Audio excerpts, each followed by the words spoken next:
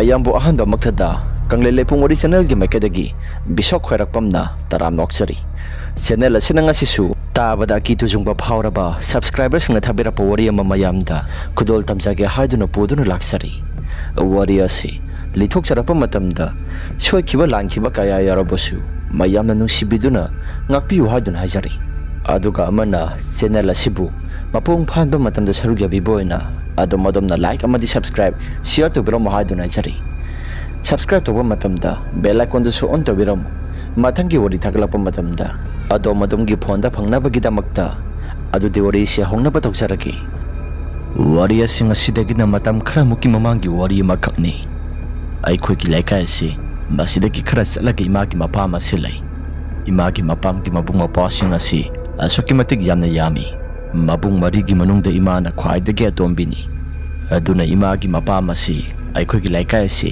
masidagi atopa laikai ama kalaga atopa laikai ama lairibado madudani imagi mapam asi matamado poinu thani laurok panthana koisilakpaga mamhana phone toraktuna ngonda law lokpase muktang di lautana law khawpase khud lairaga matam khara khaktang di laisi hadana hairaklami maduda ina mamhanda mamhal kuina sangna laibadi yagadaba mandi aisu college ki exam ase khara naksilakli ho adu oiragana ayuk to hek laklo numidang khudingi hannaba hoi mamhal asam dauduna mamhan ga iga wari sanari numit ado khoda khomba numit oikani hadana mamhan ngonda hiraklami aisu mamhanda laklage hadana hairami tawbadabu inaw nupa sum haksu boarding da sangki kadaba numit to aisu inaw nupa da phajana gyan tana salo boarding da laidori bado gyan tana layu miga khana sanaba tawkano hadana aisu hairami aingonda yausaba lupa sangamu inaw nupa da piram laba matungda aisu lakle mamhaloi da laklaba kana aisi ithanta lakpani khongna do maksali yamna panglap lapana te haidana mamhaloi gi laikai du yausilakle aduka mamhaloi gi yumthangnaba lairak adu yauraklaba kana du daigi sasi kaya thudongna haina boide mamang thakta gi su hauraga angang oiringe matamdagi hauraga masigi mafam jaka ase karikumba ama atum tawi aisu wakhalda karikumba ama takhanba tawdana lakle mamhaloi gi imung dai se sangsili mamhaloi mamton hoi mamyai ma hoi si yum tongan na sarga pareng sangna lei makhoi gi masimanau singi marakta mamhal khaktani lauksing lairibasi atai mamton mamnyai singa dudi makhoi di magi sarka gi thabak amamam loina tongnai mamhandi tahoti lauksing shuduna dum lei tasingna hairabada yum mari asi paisa sangsap amada loina painai mamhaloi su sarka gi thabak tawde haibagi wani paisa dumak pai mamhaloi gi imung dai se sangseli inihal nasu ningthem nang laabra hoi inihal ai lai mamhal di kai sakige kana no khara hongni na sakhibani se nangi tan saruga se saro nangi sarukna haidana khaga thamlabani ihe adam inihal su sakrage haidi ai su lambi dagi sara gadam lakle yade se adam saro se ado nanano padi ngasi boarding da sangani haibdo sangkhrabra sangdui ta horabani ai su ma ngairaga leibado kuina ngairakadaba aduna isu gyan tana salo hairam laba matungda adum laklabani phare dudi asum tawduna inihal ga iga sewari watai sana duna lairi aina inihal da inihal noi ge sigi thangna bagi lairaka si lakpa matam de sada kari kumba ama dum tawi sigi thangnari basi mai bani so haiba toktaine masibu kamai toki as khangde de ibungo gyameng ka amata tadi nawai su mamang thakta asagi mamang thangba saruk asida lai sana silam le haidana laikai na su khara warakhrabani hoini ai su lakpa matam de sada kari kumba ama dum tawi masigi mapa salan thoktuna lakpada as khangde de inhal angang oiringe matam dagi hauraga adum khara kiduna lakpaduna hojik so dum kiri haina wari watai sanaringai tanjaduda mamhal su lakli mamhal lakpaduda ningthem nang laklabra haidun hairakhi aisu mamhal lakle haidana khumle mamhal kana hogba saluribano makhalai kai gi naha sing khara horubani makusu laklage hairai asana batawra sira nang lakpagi ngyaktang pothaki gi haibra hoi mamhal ai ngyaktang pothaki gi aduga ikuma sukuma agi inhal ga suwari watai khara sanarakhi gi phare dudi nanihal ga wari watai sanaraga Ngihaktang leiraga kumakisu kumlaklo. Ay halamage ko. Mamhandasu ay nahoy hado na mamhando. Mahakso adum satkri. Inihal na wa makata na. Khangdiday bungo. Ay kudi haybo hainadri. Ay kuda budi daurakte haybobu. Ay kuy na kut karadling na layba sida. Kana ano. Sumgi yumthang nariba kambo singdasu. Mahay posam jadu yam na tawe haidana. Masigi mahayba sa adum taubani. Adubu, mahak na tauban hayba si. Saki sabong galoy na napahabamak na tabanina. Mayam masisu pak taray na. Kitlaw na namlaga pagadabado. Madusu yadaba. Hoy ni inihal. Mamang tagtasu kara pagi hayrabanina. Singnaba si masana dumaktabani. Adum na wari watay sana duna layringayda. Inihal, ay mata masi tingsilagli. Ay kumnaba tauragi. Inhale na suhoy haidana yarakli. Ay su ay nasiyakadaba pirol singa do yumdagi porakpado. Madu siyalagay sila buktam na lakli. Namito di tabak su karaway. Ibay hoy su impal daloy na laikibanina. Logi mata masya kara kumao haibani. Ado bumakoy di exam lay haidana. Paraktay haidana laktre. Ibay ato madu di lai. Asum taudana ay kusi tabak kara surakpana. Numidang wairang ki mata madu yorakli. Mata madu su kara tingsilakpana.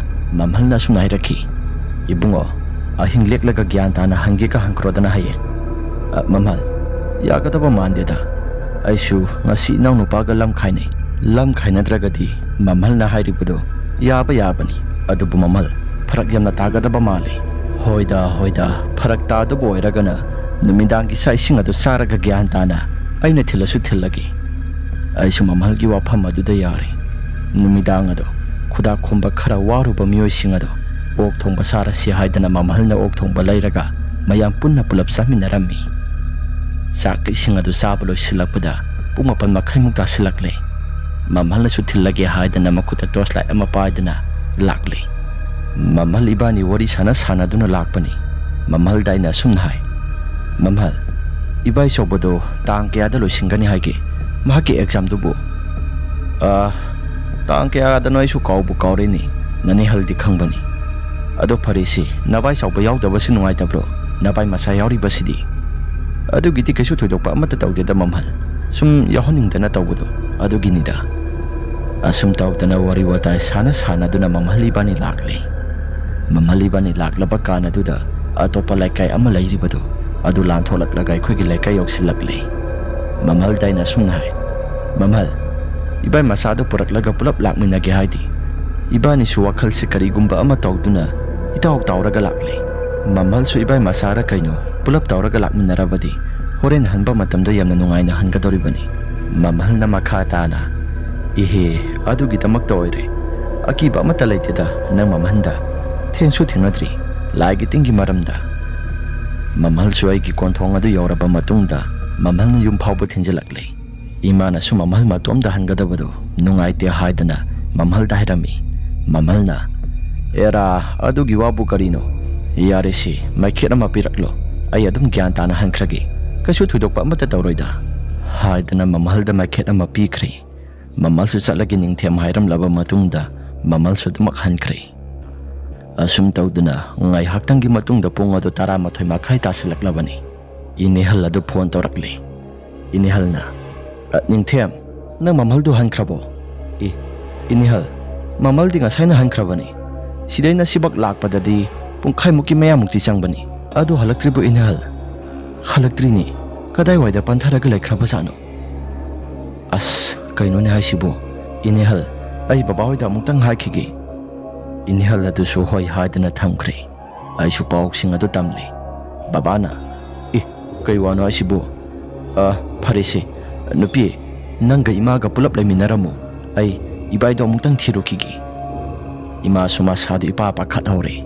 Ima suhoy hayda na lay hawri. Ay kababada kuta toslight ang mapay doon na kuta may asyang ba mapay doon na lakli. Baba iba niya sumasumlak na baka na duda. Mamhaloy ki makoy gilay kaya do yok silakli. Makoy gilay raktang na ba maay ba do. Makoy gimapado hek yorak na baka na duda. Ay gisasi karigumba ama itawag tawrami. Makoy gihek mamang tangba sarukta haynaw pambiya soba malay. Haynaw pambiya soba dugi marumda. Kanagumba no pa masapting doon na lepagalay ba do. Ay surakli. Baba, ada lay risi ka na ano.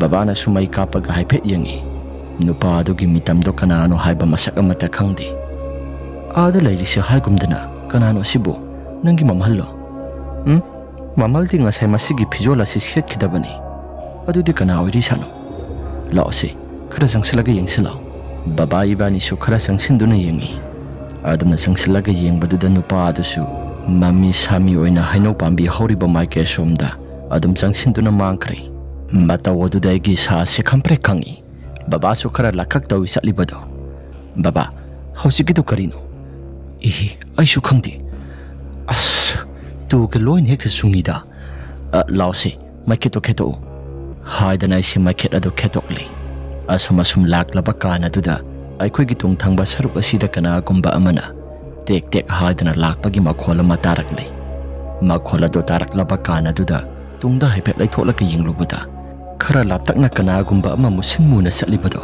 आइसु उरकले मदुदा बाबादा आइना इ बाबा आदगी से करिनो सिबो खंदिनी मी नत्रो हौजिकता थोखिबरा नत्रगा अखोइगदी थैनाखिबदी लैति अदुगा करिनो assume तौदना लैरिङाइ तंजादुदा गारी अमा लाक्तुना माइङाल सिंग अदुदा हौजिक न्याक्तंगी ममांगदा सलंबा सिंगदा lion हेक्ता मांखरे बाबा इबानी सु खरा थुना संगलासि हाइदना ममहलोइ थंगबा सरुक अदोमदा लागले अदुबु यामना ngakliba amana mamhaloigi thongal thangba saruk adomda phauduna sialiba khongbal aduda kanagumba misak ama sansara saraga nap nap tana karaklibado aisu urakle madu urakpaduda kanano haidana baba ibani yamna munek ngami adugadi mamhal oiduna leirami mamhalgi masadu makhongdi amata masi amata lengdi makhwangdagina makhut phawbado singa singaga masana ngamnabani haidana kakhatlaklibani haidana tawribado aisu urakle baba mamhal ne asidi haidana mamhal adu singkhat ki haidana tawi tawadabu mamhal gi masado pakna hekta singkhat pangamdi mamhal gi masinda sumurum murum sonduna lagle ai kijare haidana mamhal gi masada su yamna solami ai su yamna hongna kaubadi yadabanina matamna di thingjalakpanina ai su ibai masada phone tawduna mamhal adu konthongda leire haidana kaurami ibai masada su mamang thangba saruktagi parap selakle aduga inhala du suthorakle asum tawdana mamhalgi masado gyanmen amata ita tajada mamita su kari no khara uba male nupi ama leplaga leire nupi lai haidana maki masado yamna kibagi matawgumna tawrami adumna tawraklaba kana du dai khwegi sasisu karino haidana lai dena inglami ise ibai gi sidi lai oknaba male ibungo maiba amata kauruso ado ima kadaida kaugadabanu maibasi ibai masana hairakpani maduda imana si mamang laikai nangi na pu sawbado amutang kaurusu haidana ibai masada su siankre mamhaldo aiga babaga inihalga tawduna akhoi humna ngamna ba imong tamna pusilakle mamhalgi maki masada makhwangdagi na makhong phawbado pungso sotli masada su gyamen ita tada nupi lakle kire haidana hairami phamung tamna pusingya haidana tawi tawadabu babana iche phamangdoi nang yaktang hipan gisi haidana mamhalado phamangde hipalli babana tawduna khungraw ado hongdo halli asum tawduna lairingai tanjaduda thong asi sukana gumba mana gigit namlakpagi mataw gumba ama kari gumba khara tawraklami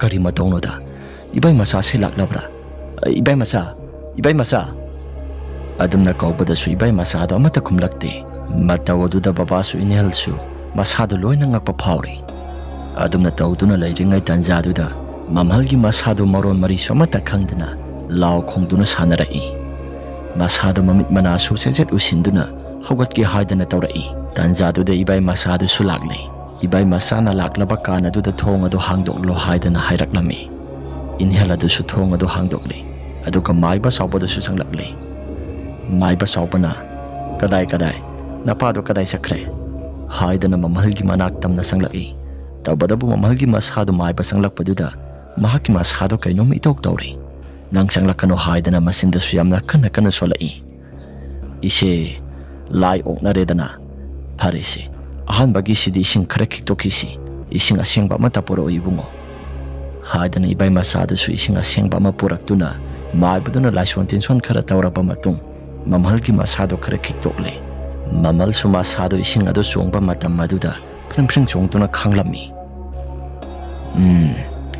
मसीदी लाइ सानरिङै मतमदा ओंनाख्रि अदुनानि फत्तबा थवाई ओंनाखिबसिदी सुमाइना दम तौबनी करी करम तौरगा फागनी सिदी मसीगी माइबसिसु अखक फत्तबा सानी भागना हाइरक्लिबा माइबदा खुइसु मसक खंगले माइबा सौबसिदी कया थुदोना काइबा तौदबा अहंमकनी हाइदना ममांग थक्तगी इनहेलसु हाइदुना लाक्लबनी अदुना माइबा सौबना सुनाइरखी लाइसोन तिनसोन खरा तौरगा हौजिकी ओइनदी खरा नेना ताना पोथाख्रनी हयेंग नोंगालगा लाइगी तिंगी करी करीनो खरा तौदुना अजा पूजा खरा तौथोक्सी नत्रगदी पाकना फाबा ngamgdaba मानदे होय ओजा माइबा ngasiगी ओइनदी ओजा माइबाना फानबा करी करीनो खरा तौबिरमो इनहेलगी वाफम अदुदा माइबदुनासु होइदा हौजिकी ओइनदी आइना फानबा तौरमलगे फारेसी हाइदना ओजा माइबदुना लाइ खरा खुरम थोकलबा मतुंग ममहलदो ज्ञान खरा तारकले सोर मपी अमा होलबा मतुंगदा ममहलदो ममितो तपना पांगलकले ममहलना आइदी मतौ करमना आइगी कासिदा लेरमलेबा आइबु ngасai कोनथोंगदा ज्ञान मांगलगा ताखिबा ताइ अस कैरो ngasiगी थोकदो अदुबु इनेहलना कमाय तौरिनो अस आइसु इबुंगो निंथेमसि थिलुरगा युमदा हलकपनि अदुदा आइदि ngасai मखै कसु थुदोकपा अमतसु खन्दी मदुगी सुमथक्ता हानदगी सु हौरगा कया थुदोना खन्दबिदा आइसि नुमिदांगी मतमदा सथुक ससिन अदुम तौबनी मसिगी थंगनाबदा लैरिबा लैरा कोनसांग असिगी माइबासि मसि ममांग थक्तगी सु खरा हाइनरकपदो आइदि कया थुदोना थाजदबनी लाइ कितिंगी मरम असे ममांग थक्तगी सु कया थाजरक्तबदुदा अदुम करिगुंबा अमता खंदना लाखिबनी अदुगदी मखोइगी हैनौ पांबी मखोइगी कोनथोंगी मायोक्ता हौरिबा हैनौ पांबी मखोंग असिदा वांगथ्रंग वांगना कोगे अमा येतुना लैरमी आइसु अहानबदा करिनो हाइदना वखलदा खलुबनी अदुगदी माइबसिरा करिनो खंदी महाकी मसादुदगी मुसिन मुरबा मितम अमा थोरक्तुना आइगी सासे मसी तमना लागले अदुगा मांग असिदा कतु करन चत्तुना मांगथत पुथनदना करिनो अकीबा येंबदा अकीबा फंगलबा सकलोन कया मरोम मलौरई आइसु कनानो हाइदना ममायदो लाइथोकलगे येंगलोगे हाइदन हेक तौरोबा कानदुदा ममाय ममित अमता यावदबा मफम मरांग खंगदबा सक्तम अमा ओइदुना लैरंबदुदा आइगी सासे अमुके हेना कीखिबनी मदुदगी आइसु ज्ञान अदुम ताखिद्रे अदुबु आइना उखिबदो नुपी ओइरबा माले मित्तसु करिनो मसे मरांग ओइना पुंगुदा उइ ओ अदुना ओइबा तारे करिनो यामना उइ हाइदना की हाइदना यामना लोलिबदो तवे ग्यामेंग अमता तादे थंगनाबदा लैरिबा मसिगी हिराचंद्र हाइरिबा माइबसी मसिया थुबदा खरा थुना महकना सानरिबा मयामसिंग असे लेपो हाइद्रगदी कया थुदोंना नुंगाइगदबा मांदी महकना यामबा ngakta हानसु करिनो यामना सत्र तवे असिंगबनी मामा थंगनरिबा माइबा हिराचंद्र हाइबसी मसि यामना नते यामना सादे अस आइदी ngasiगी नुमित अदो सिरद्रा हाइदना खलुबनी आइना सुम खनबा मतमदा महकना लाइ थादोक थाजिन सानरिङै मतम नंग हकथेंगना थेंगनरुरे अदुनानि मतुंग मनाव सथोक ससिन तौबदा माइखेट अमा पाइदुना चलु माइखेट हाइरगा ngसाइदो इसा नुपीना माइखेट अमा पाइखो हाइदना आइसु माइखेट अमादि पाइदुना लाकपनि अदुबु माइखेट का खेतपगी टाइमिंग अमतसु सांखिद्रे इसादा पाखतपा थुकतपा कया हेनखिबदुना ओ फरेसी ngasiगी ओइनदि कसु थुदोकपा अमत तौरारोय हयेंग ज्ञान तना लाइ अदु खरम थोकलसी फारे आइसु हलगे नकुसु ज्ञान ताना पोथाहुरो हाइदना ममहलदु ज्ञान ताना पोथाहलम्बी ममलदुसु मासादा थेंगनखिबा कया सिंगदुना कुजु लेखाम अमा ओक्थोक्तुना इनेलना ज्ञान ताना पोथाहलम्मी आइसु युमदा सलसी हाइदना बाबादा हाइरकले बाबाना इसे आइखुसु हन्नबा तौरगे लमसे खाइनरमद्रदि ngasi अहिंग सेमदि तुम्बा याबनी फरकसु तारे होइदा हयंग कोना तान चारकांदा तुम्बा हाइबदुनी अदो नंगसु थबक संगलबदि लौ खावबसि यावदना होइसे आई संगलबा कांदा लागलगे हंदकसे थबकसु खितंग सेल्ले Asumna wari watai sahanaraba matungda babadasu salasi haidana hairakle. Baba ibani konthong tamna laklaba kana duda aigi sase kaya hainadre. As baba aidi sase kaya hainingba phawdida. Lau hai nangi nasada kiriba makai nasada dam karigumba khara tawraklagani akasu thudokpa amata kiruno.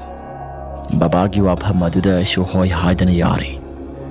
Baba ibani konthong tamna laklaba kan hainau hauriba makhong adomda laklaba kan aduda aigi sase karigumba amata tawduna manam namthiba manam lakle. Manam namthiba do hainingai laitana apum masa sanga gi manam nambagum tawrakle.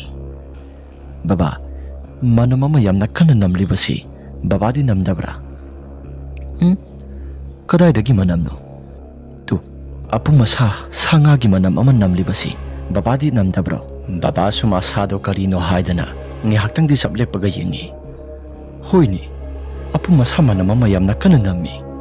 As ibungo khara thuna salhorasi mata amani moi swaisi haidana baba ibani si khara thuna salasi haidana khara yangna lai adumna laklaba kana duda mamang thangba saruga somsida karino hui gumba pareng sangna sienbagi makhol gumba khara taba horai masak masadi amata udi khutta sumai pairibani adubu mai kapa lakpado lambi aduda kana gumba amata satpadi udi makhol tamaktai maiba oiriba makhoi yum thangnaba mamhalogi makhoi konthong thangnaba do maduki maibadogi mapa phautuna lanthokpa horakli adum hek chatpa kana duda kadom thangba saruk tagino khangdi nakal thangba saruk asomda seliba khongbal singado madidagi mi hekta langbagi makholama incingbagi jeja langbagi makholama tarakle makhola duna maram oiduna baba ibani si kiban yadre.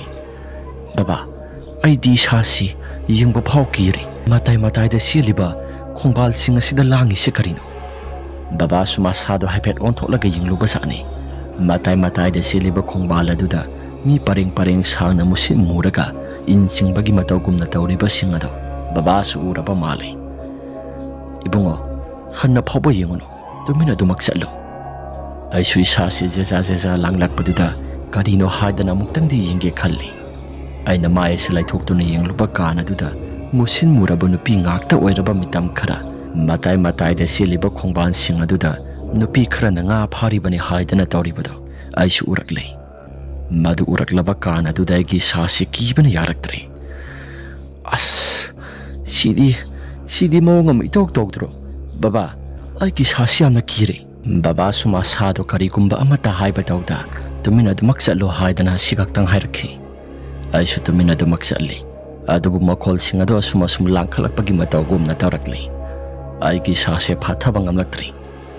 Baba senaba tawrasira senkumsi khutta pairiba ngasai nangna porakiba makheto khelag langthau aisu khusase thak nikpa makai makhet adu khelag langthoi adum nek langthokiba kana duda housing yaktangi mamangda tawramba singada loina phakri.